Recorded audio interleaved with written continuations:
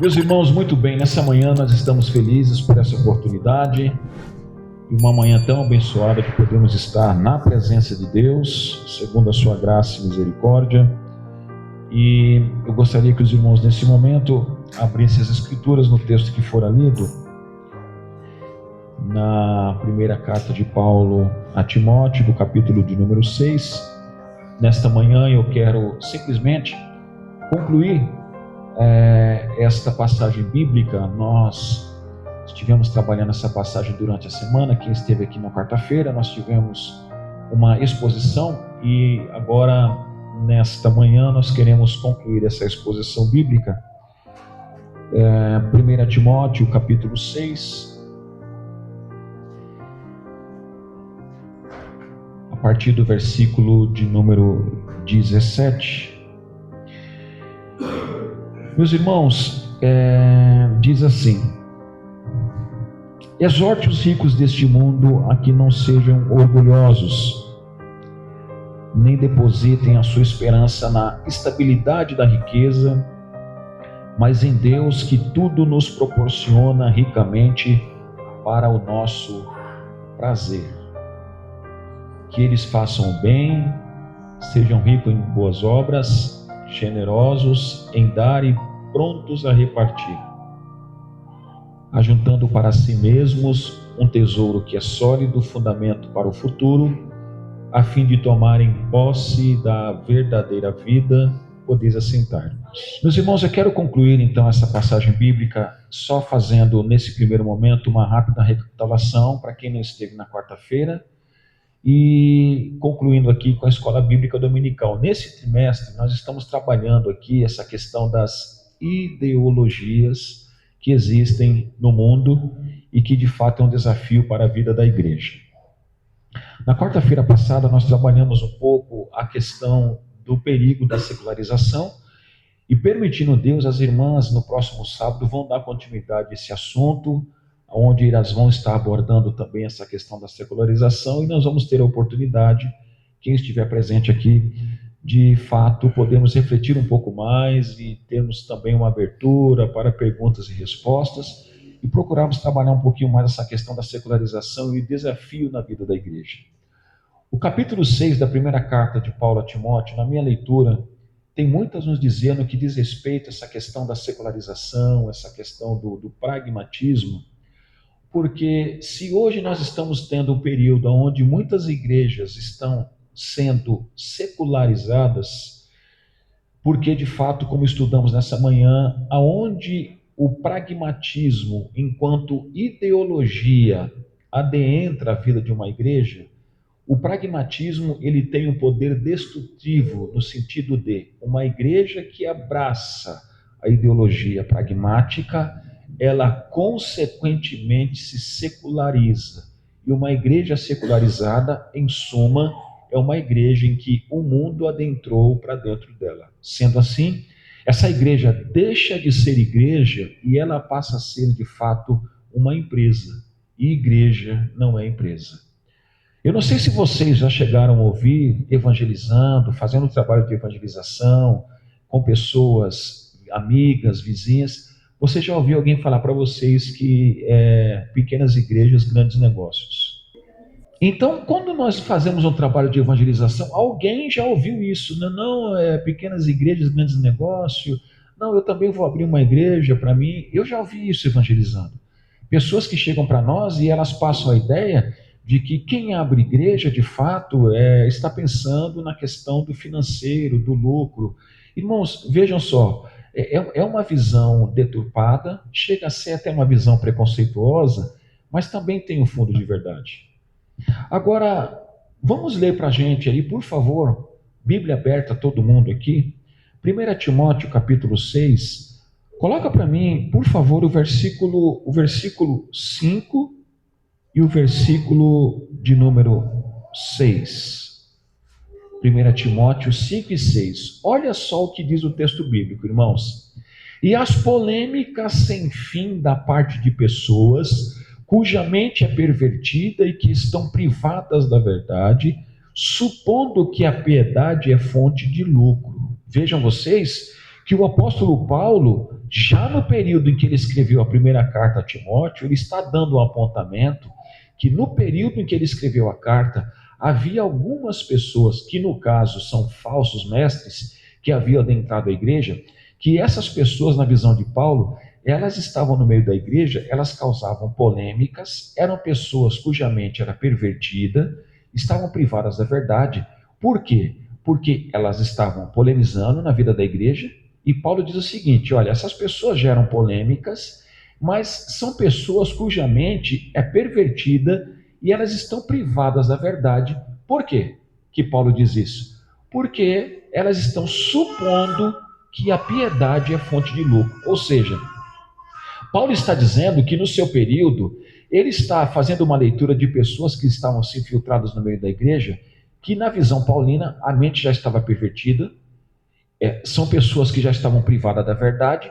Por quê? Porque na mente delas pairava um pensamento e uma visão de que a piedade é fonte de lucro, ou seja, pessoas que já no tempo de Paulo estavam pregando o evangelho visando lucro financeiro.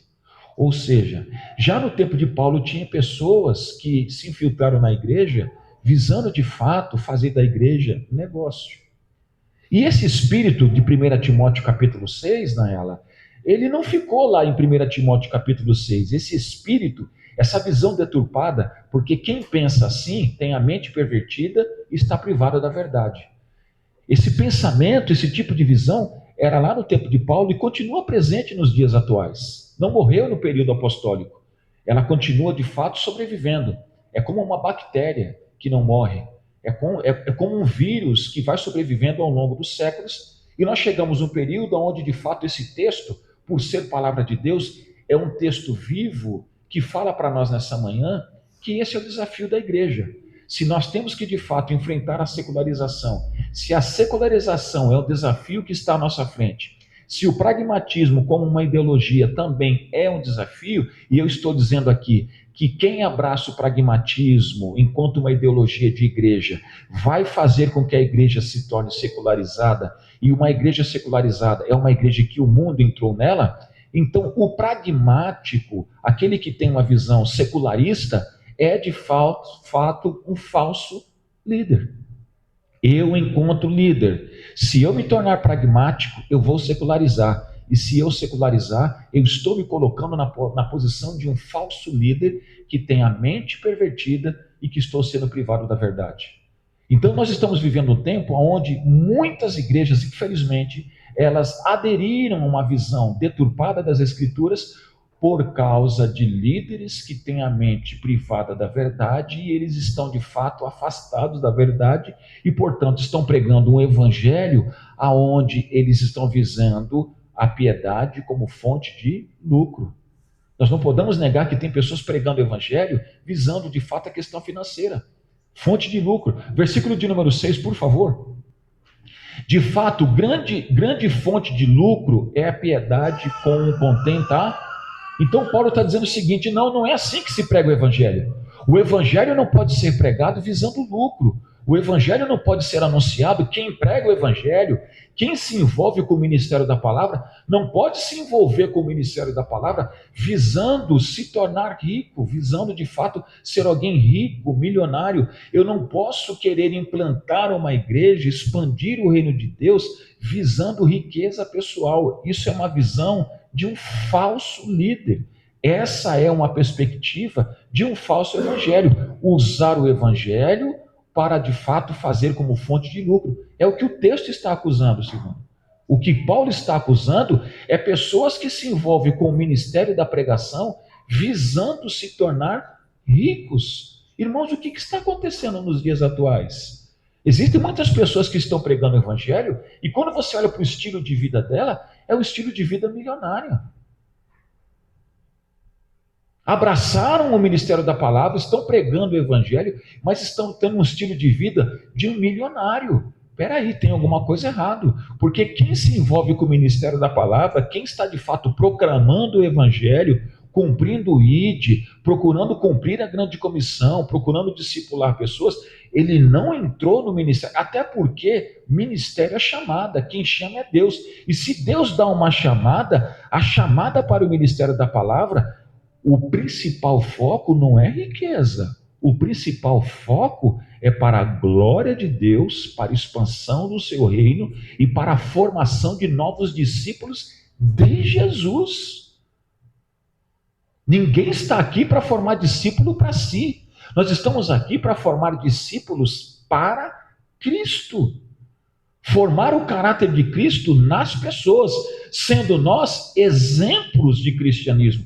Cristo tem que estar em nós, nós precisamos ter o nosso caráter transformado em Cristo, para que as pessoas que venham se aproximar de nós também venham ser transformadas como nós fomos e também possam refletir Cristo em suas vidas como nós refletimos. Essa é a lógica do verdadeiro evangelho. Não é fazer do evangelho um trampolim para riquezas. Nós temos alguns irmãos aqui que passaram em algumas igrejas que viram, puderam experimentar isso aqui, que de fato, muitas vezes, se estão usando a palavra de Deus para fazer como fonte de lucro, tirando das pessoas até o que as pessoas não têm.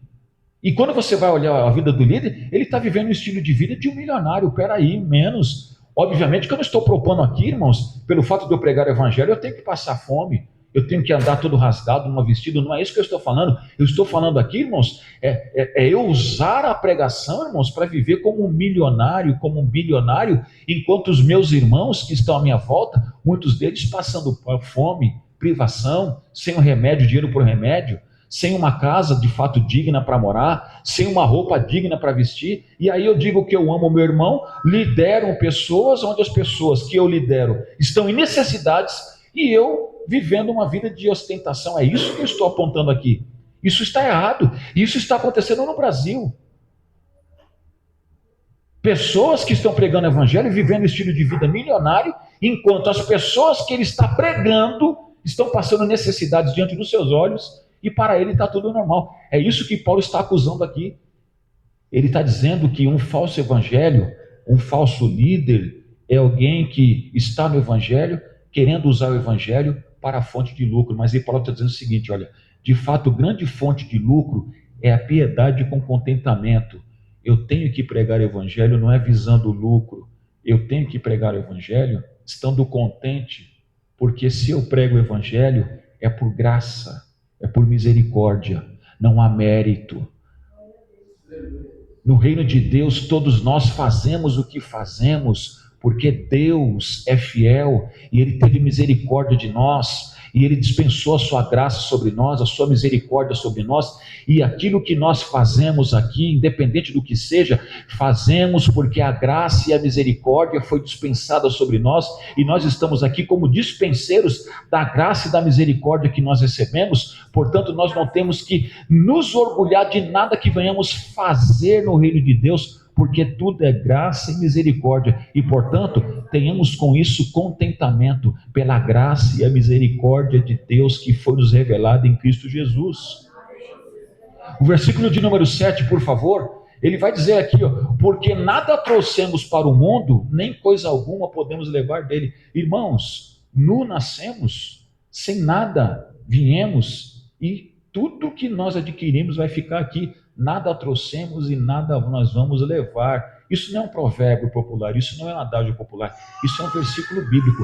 1 Timóteo capítulo 6, versículo 7. Nada trouxemos para o mundo, nem coisa alguma podemos levar dele. Portanto, irmãos, nada de materialismo em nosso meio, nada de avareza, nada de ostentação. O dinheiro não pode ser o nosso Deus, porque, irmãos, nada trouxemos e nada nós vamos levar desse mundo. O que Paulo está dizendo? O evangelho não se prega visando lucro. O evangelho não se diz respeito a coisas terrenas. O Evangelho diz respeito a coisas eternas. A maneira como eu prego o Evangelho aqui terá uma repercussão eterna. Quem prega o Evangelho precisa pregar entendendo que o que eu faço aqui terá recompensa na eternidade. Se eu faço com fidelidade, terei galardão. Se eu faço de maneira infiel, eu terei sentença, juízo. Seremos julgados pela palavra de Deus. Pela palavra de Deus, o meu trabalho será julgado digno ou indigno, fiel ou infiel. Pelo meu trabalho com as Escrituras, eu serei visto por Deus como aprovado ou reprovado. Portanto, irmãos, a régua nessa manhã para nós aqui, como foi falado, eu torno a dizer, é a nossa fidelidade à pregação do Evangelho e as motivações do nosso coração em cultuar, em adorar, em pregar, em fazer qualquer coisa. Precisa ter uma motivação legítima que não seja o dinheiro, mas seja para a glória de Deus, para que pessoas possam ser salvas, curadas, libertas, conheçam a Jesus, o único Senhor e Salvador, aquele que pode de fato gerar vida eterna. Jesus nessa noite contempla as nossas motivações. Jesus nessa manhã contempla a motivação do meu coração, do seu coração. Ele sabe qual é a motivação que eu estou pregando e sabe a motivação pela qual você está me ouvindo. Portanto, seja quem prega, seja quem ouve, as nossas motivações estão sendo assistidas pelo céu, e as motivações genuínas terá galardão, mas as motivações falsas terá juízo. Versículo 8. Tendo sustento e com que nos vestir, estejamos com... Então, Paulo está fazendo aqui um desenvolvimento, explicando para Timóteo que ele precisava demonstrar esses falsos mestres, e ele precisava entrar na linha bíblica. Timóteo, não entre pensando que piedade é fonte de lucro. Nada trouxemos e nada levaremos. Tendo sustento, Timóteo, com que nos vestir, estejamos contentes. Ou seja, Timóteo, o Evangelho precisa ser pregado com legitimidade, e você está aí como alguém vocacionado por Deus. Não se deixe levar pela avareza, não se deixe levar pelo materialismo, não tenha uma mente pervertida, não se afaste da verdade do Evangelho, não seja como esses falsos mestres. Versículo de número 9. Mas os que querem ficar ricos, e aqui entra um adendo. Nós vamos fazer agora uma comparação entre esse versículo e o versículo 17 que eu acabei de ler. Vejam vocês que Paulo, ele traz duas colocações no que diz respeito a essa questão do dinheiro. Veja aqui o versículo 9. Mas os que querem ficar ricos caem em tentação, em armadilhas e em muitos desejos insensatos e nocivos que levam as pessoas a se afundar na ruína e na perdição. Aparentemente, nos parece, Silvana, que Paulo ele é contra a questão do ter o dinheiro. Lendo este versículo isoladamente, parece que essa é a conclusão paulina, que nós não podemos enriquecer, que nós não podemos ter dinheiro. Mas essa não é, de fato, o que Paulo está querendo dizer. Texto dentro do contexto. O versículo 9, Paulo está falando aqui sobre os falsos mestres que estavam pregando o evangelho visando lucro. Ele está dizendo o seguinte, olha, as pessoas que pregam o evangelho, se eu pudesse parafrasear, eu colocaria aqui, ó, os pregadores que pregam querendo ficar ricos, caem em tentação, em armadilhas e em muitos desejos insensatos e nocivos que levam as pessoas a se afundar na ruína e na perdição. Isso é para mim que prego. Todas as pessoas que pregam o evangelho, todas as pessoas que se dizem ser chamadas para o ministério da palavra, se elas entram no ministério da palavra pregando por lucro, então elas vão cair em tentação, elas vão entrar em armadilhas, elas vão desenvolver desejos insensatos e nocivos que levam as pessoas a se afundar na ruína e na perdição. Sabe o que Paulo está dizendo aqui, irmão? As pessoas que pregam o evangelho visando lucro vai cair em tentação, vai cair em armadilha, vai desenvolver desejos insensatos e nocivos que vai levar a muitos a se afundar na ruína e na perdição. E não foi o que aconteceu com muitos? Quantos que pregavam o evangelho que caíram, sabe por que caíram? Porque eles pregavam o evangelho com a motivação errada. Eles pregavam visando fonte de lucro. e, portanto, eles se perderam no caminho, se desviaram. Muitos pregavam, não pregam mais, sabe por quê? Porque eles se perderam, porque o Deus que eles pregavam não era de fato o Deus da Bíblia. O Deus dele era o dinheiro. Eram avarentos, eram materialistas, eram egoístas, eram mercenários, eram comerciantes da fé. Só que tem muitos ainda que está aí, irmãos, pregando o evangelho, mas ele não é um pregador, um arauto de Deus. Ele é um mercenário da fé. Ele é um parasita que está de fato no meio do povo de Deus, sugando de fato as energias. E o rastro que ele deixa é um rastro de sangue, de frustração, de decepção, de ferida, de pessoas feridas, decepcionadas, machucadas. Porque, irmãos, assim como a verdade liberta, a mentira escraviza. O verdadeiro evangelho tem o poder de transformar, mas o falso evangelho tem o poder de escandalizar. O verdadeiro evangelho tem o poder de dar vida, mas o falso evangelho, ele tem o poder de matar vidas. O verdadeiro evangelho, ele mostra o caminho a seguir. O falso evangelho desvia do caminho da verdade. O verdadeiro evangelho, ele tem o poder de trazer vida eterna. O falso evangelho tem o poder de trazer morte eterna. Portanto, irmãos, o que Paulo está condenando aqui era aqueles falsos, os falsificadores da palavra, que nós lemos em 2 Coríntios, capítulo 2, versículo 17. Esses muitos aí são falsificadores da palavra. Paulo vai dizer que no tempo dele já tinha os falsificadores da palavra, e nos dias de hoje não está diferente. O que eu quero pregar nessa manhã para vocês é que vocês não devem se escandalizar com os falsificadores da palavra. Vocês não devem se escandalizar com aqueles que estão pregando o evangelho visando fonte de lucro. Isso é bíblico, é profético. Se Jesus vai vir buscar a sua igreja, as últimas horas seria um período de apostasia, de falsificação da palavra, de pessoas pregando o evangelho com outras motivações. E nada disso deve ser motivo para nos tirar da presença de Jesus. Nós não podemos nessa manhã nos escandalizar por estar acontecendo isso, irmãos. Isso é bíblico.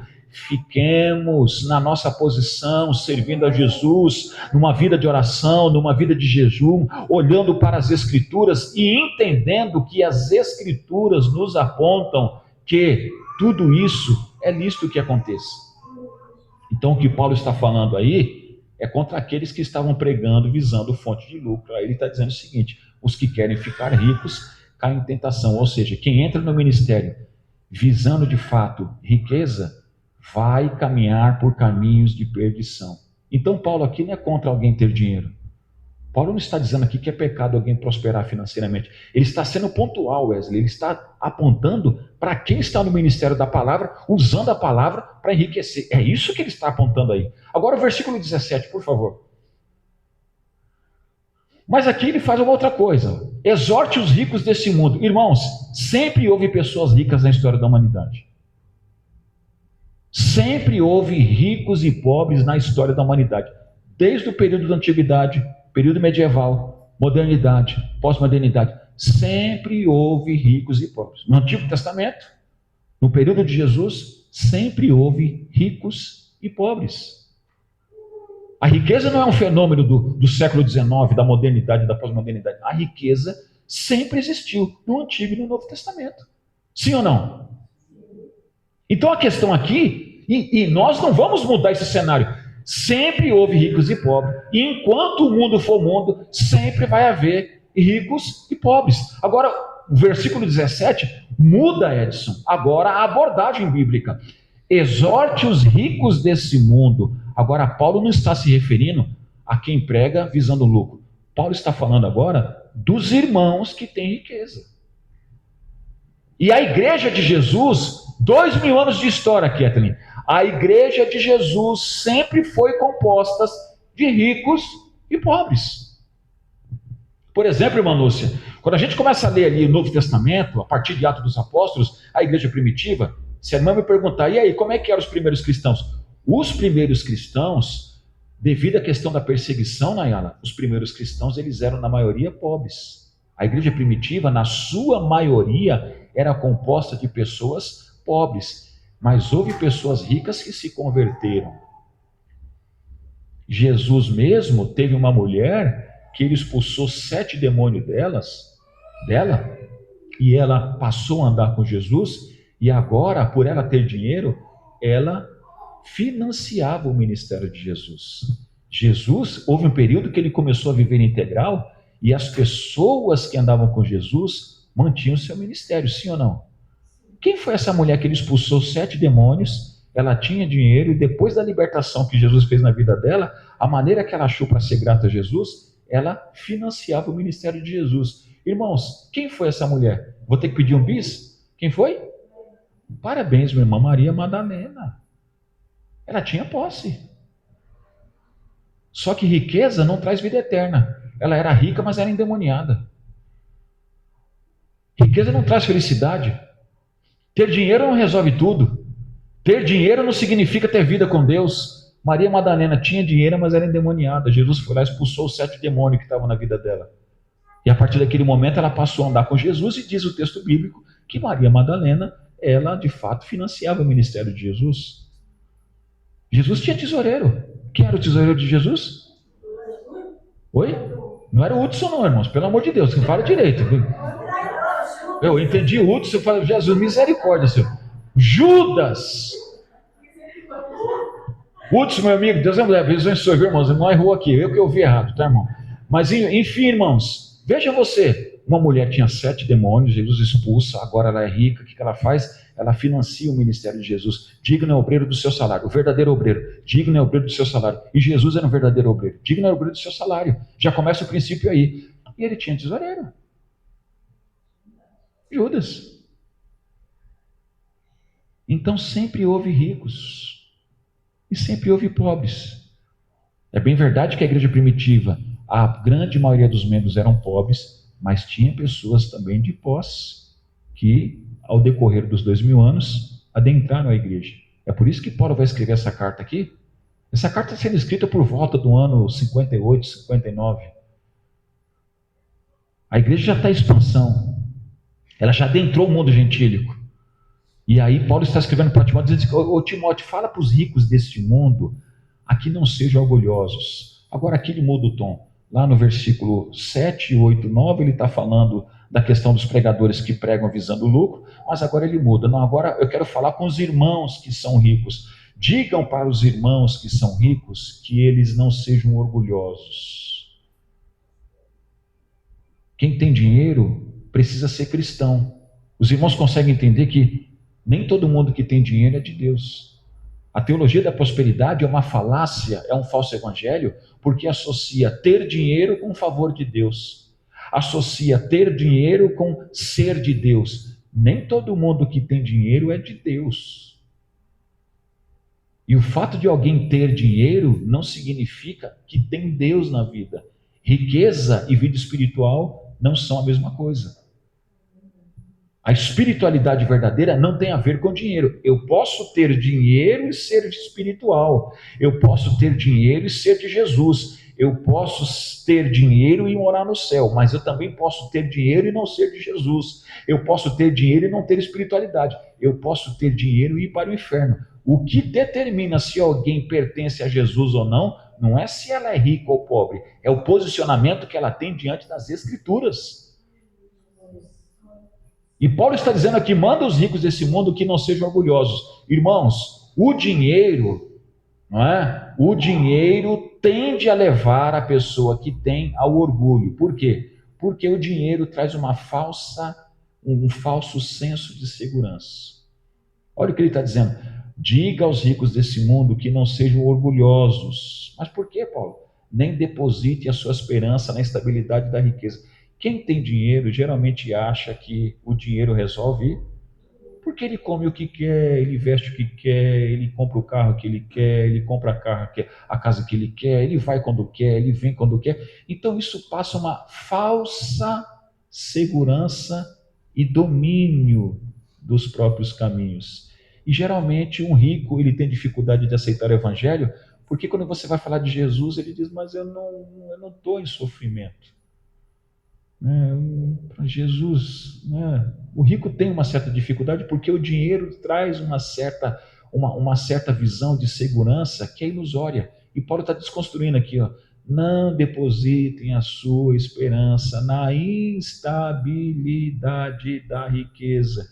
Quem tem dinheiro, irmãos, pode passar a não ter. A roda gira, o mundo dá voltas. Quem está em cima pode estar embaixo, quem está embaixo pode estar em cima. Ter dinheiro não resolve tudo, principalmente a questão da vida espiritual. O dinheiro não resolve. Eu posso ter dinheiro, mas mesmo assim eu continuo na instabilidade, porque o dinheiro não me garante vida eterna. E aí Paulo está dizendo, fala para os ricos não se tornarem orgulhosos. Uma pessoa que tem dinheiro e acha que não precisa de Deus, é orgulho. Quem tem dinheiro, olha o conselho bíblico, não seja orgulhoso. Você tem dinheiro, mas você continua dependendo de Deus. Quem te dá vida é Ele, quem te dá saúde é Ele. E se você ganhou honestamente o seu dinheiro, você só ganhou porque você tem vida e saúde. Quem te dá vida e saúde é Deus. Não conquistei com o meu trabalho, só conquistou com o seu trabalho porque você está vivo e com saúde. Vida e saúde, quem te dá é Deus. Ele te deu vida, te deu saúde, você trabalhou e conquistou. Então reconheça isso, não seja orgulhoso, você depende de Deus.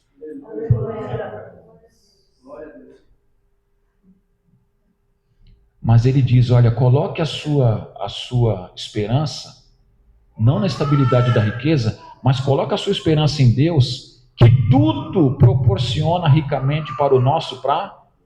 Então Deus não é contra a riqueza, gente.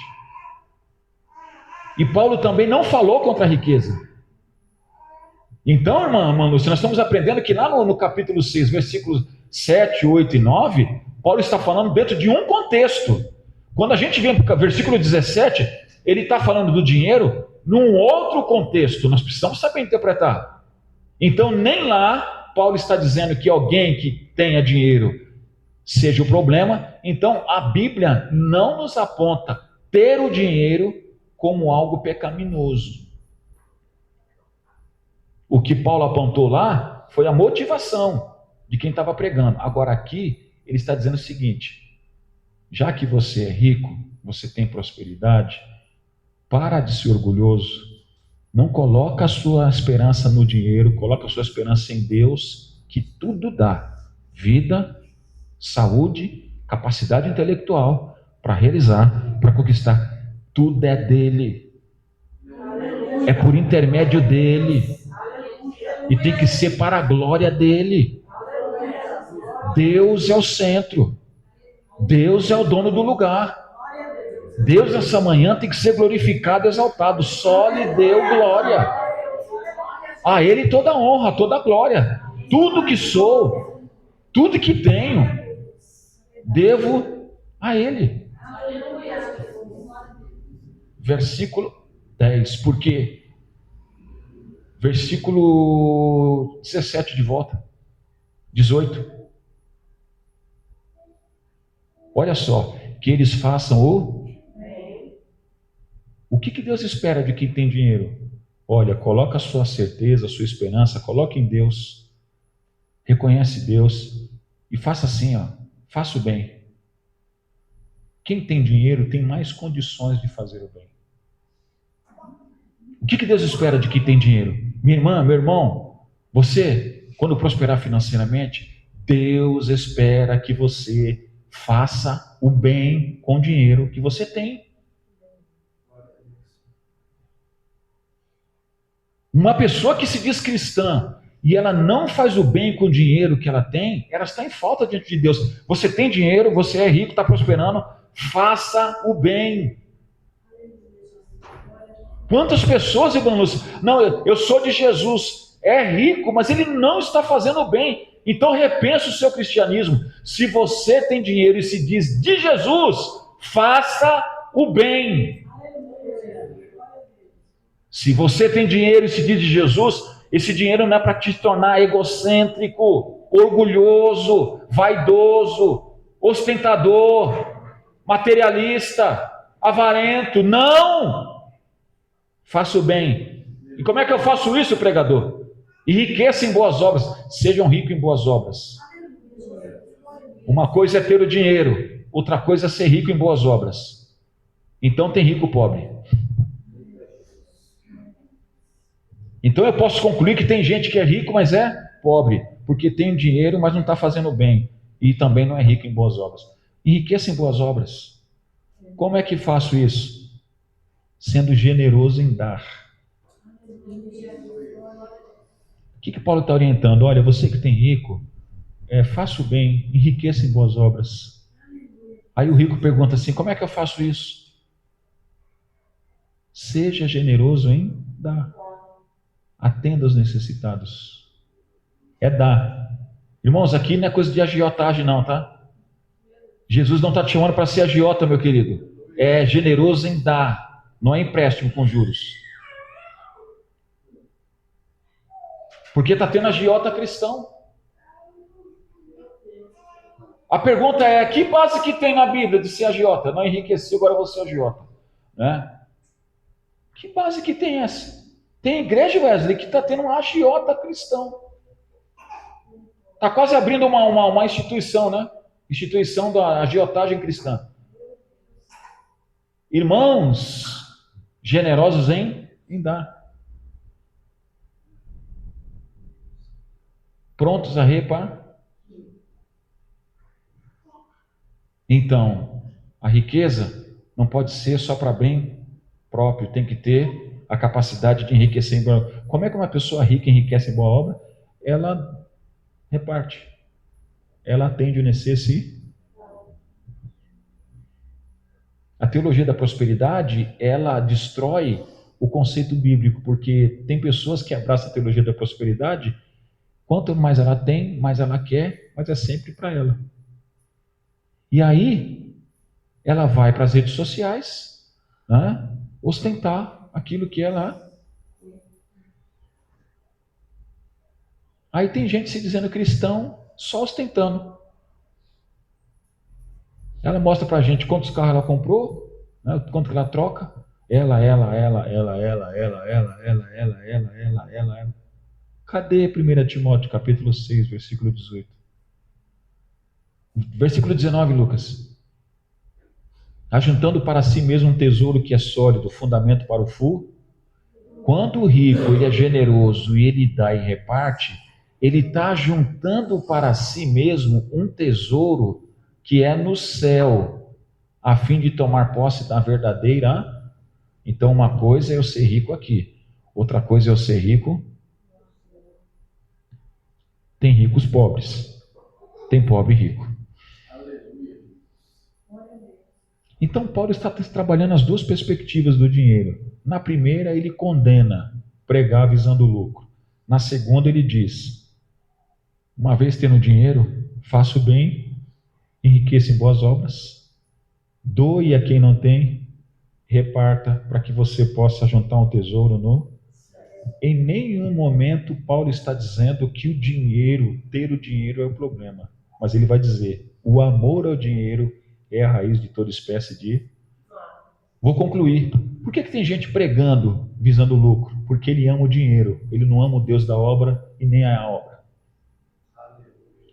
Por que tem gente que tem dinheiro, mas ele não reparte, ele também não doa? Porque o Deus dele é o dinheiro, não é Jesus. Então que Deus nos ajude a não sermos uma igreja pragmática, secularizada. Eu concluo esse capítulo dizendo que o problema não é ter o dinheiro em si não tem problema nenhum, até porque a obra de Deus não se faz sem dinheiro.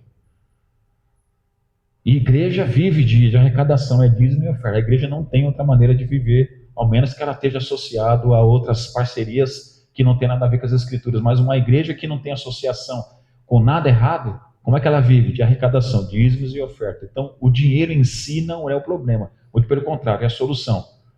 Porque ninguém faz obra missionária sem dinheiro. Esse culto aqui, ele não acontece sem dinheiro. O reino de Deus precisa do dinheiro. O problema não é o dinheiro em si. O problema é as motivações de quem prega, e o problema é a maneira como quem tem o dinheiro utiliza. Fecha a minha fala dizendo o seguinte: para quem prega, não pregue movido pelo lucro. Para quem enriqueceu, não use o dinheiro apenas para si. O dinheiro não pode ser o teu Deus. O amor ao dinheiro é a raiz de toda espécie de males. E diz o texto aqui que, versículo 10,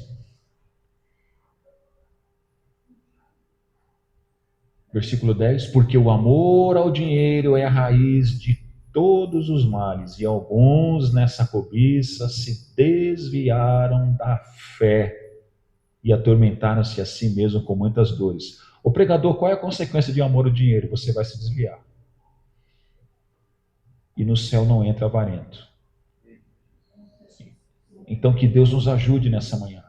Né? Fecha aqui dizendo o seguinte: a Bíblia não condena ter o dinheiro. A Bíblia condena a motivação errada de quem prega, e a Bíblia condena o mau uso do dinheiro de quem o tem.